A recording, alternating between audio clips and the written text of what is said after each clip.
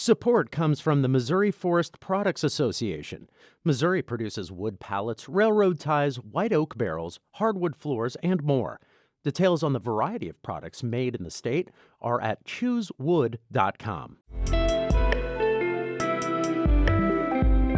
It's Tuesday, September 27th. This is The Gateway. I'm Wayne Pratt.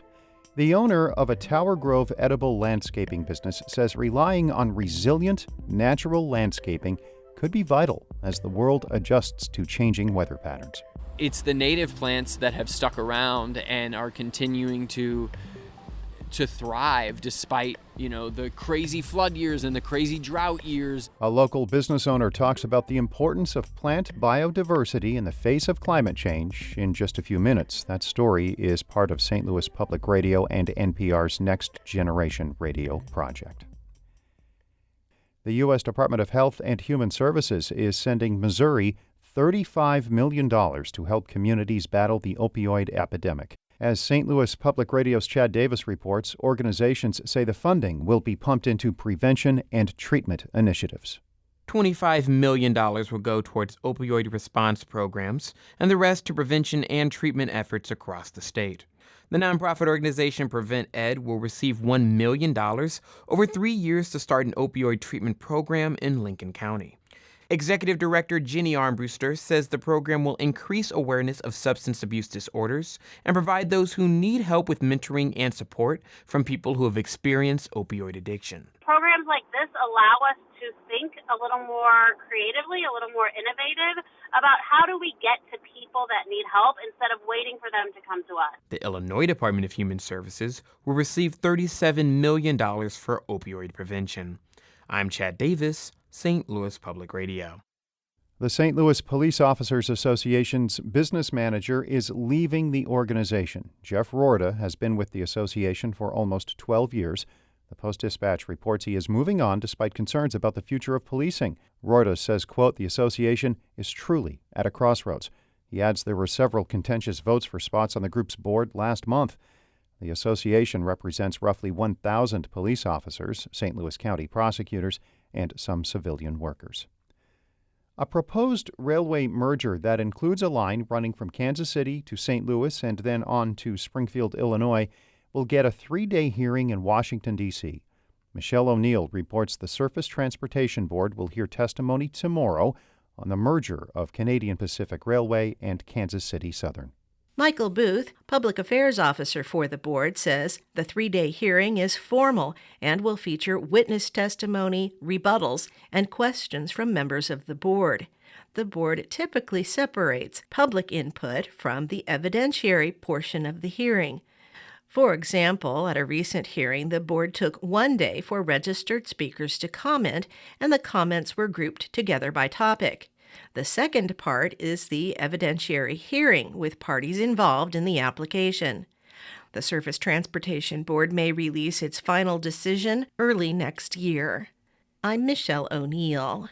Sports wagering is way up in Illinois, but the state's comptroller says not enough to fix the overall state budget. Betting increased 60% last year compared to 2020. The state made $92 million in that period, which went to infrastructure upgrades and repairs. Susanna Mendoza says that total is just a drop in the bucket for the state's $40 billion spending plan. Illinois' Commission on Government Forecasting and Accountability predicts more growth in sports wagering, with licenses still to be issued and in-person betting to be allowed at major venues. Conservationists looking to restore prairie in the Midwest have created a grass bank in Missouri where ranchers can graze their cattle. Harvest Public Media's Eva Tesfaye spent time at the Nature Conservancy's Dunn Ranch Prairie. On this land in northern Missouri, the Nature Conservancy provides grassland for local ranchers' cattle. The land benefits from cows eating invasive cool season grasses, and the rancher's pasture is allowed to rest. Rancher John Leakin says that prairie grasses and animals are returning on his land too. Stockpiling a lot of grass in the spring and the summer. We got cows down here, and probably seeing a little bit more wildlife. I'm seeing a few more birds up there. I've about stepped on a few pheasants this summer. Leakin says that despite the poor reputation of cattle in environmental circles, conservationists can benefit from working with ranchers, not against them. For Harvest Public Media, I'm Eva Tesfaye.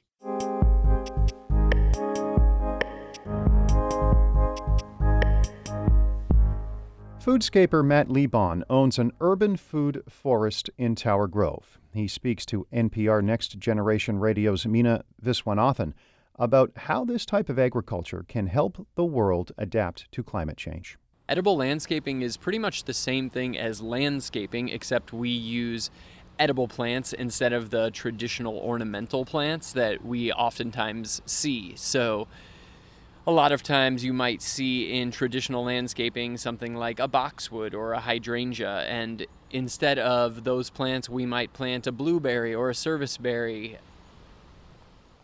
I'm standing here in the backyard. We're looking at a lot of different fruit trees. So we've got persimmon, we've got a peach, we've got an Asian pear. Right next to us here is a beach plum, which is uncommon. My name is Matthew Lebon, and I am a foodscaper. I own and operate custom foodscaping. I think climate change is one of the things that has informed my passion through a lot of contextual examples, and as time goes on, I'm starting to peel those layers back and start to understand them better. You know, the first example I could probably point to was what we call here in St. Louis the flood of '93. I grew up out in West St. Louis County, where we had a huge flood in 1993. The levee walls broke and or were overwhelmed, and huge areas of land, were flooded right by where I grew up. All the baseball fields and soccer fields that I grew up playing on were underwater, and I think that really was the first natural event that gave me context for the power of water and what it is to think critically about engineering topics and about how we design cities and landscapes to manage flood conditions and increased rain conditions. In the face of challenging weather conditions, we really tried to focus on tough, resilient plants, native grasses, things like, little blue stem and prairie drop seed are really common grasses that we like to plant. We like to plant echinacea and black-eyed Susan and other native flowers. These are the types of important native plants that are going to weather the storm of challenging weather conditions and still do their important job of providing nectar for pollinators, for sequestering carbon in the soil. And these are really important functions to play around the plants that we need for their ability to provide food.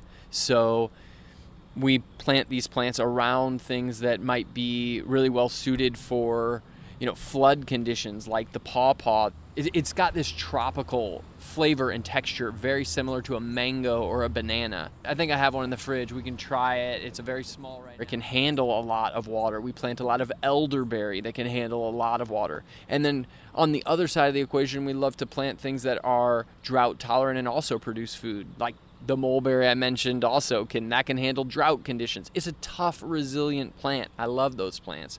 We plant a lot of figs. We plant a lot of jujubes, sometimes called the Chinese date, because they look like dates and they kind of taste like dates, but they have that freeze-dried like crunch to them. These are the types of uncommon plants that are well suited to edible landscaping, and they're well suited to drought and excess, flood conditions. Not all of the native plants are going to survive climate change or changing climatic conditions, but the vast majority of them have stood the test of time. It's the native plants that have stuck around and are continuing to thrive despite, the crazy flood years and the crazy drought years, and those are our biggest allies. That's St. Louis foodscaper Matt Lebon speaking to Meena Viswanathan. Meena was among 6 young reporters involved in an intensive radio boot camp this month at St. Louis Public Radio as part of NPR's Next Generation Radio project. The Gateway is a production of St. Louis Public Radio, a listener-supported service of the University of Missouri-St. Louis. Music by Ryan McNeely of Adult Fur. I'm Wayne Pratt. Have a great day. Support comes from the Missouri Forest Products Association, committed to conservation and careful management of the state's forests to make them more resilient and better habitats for wildlife. ChooseWood.com.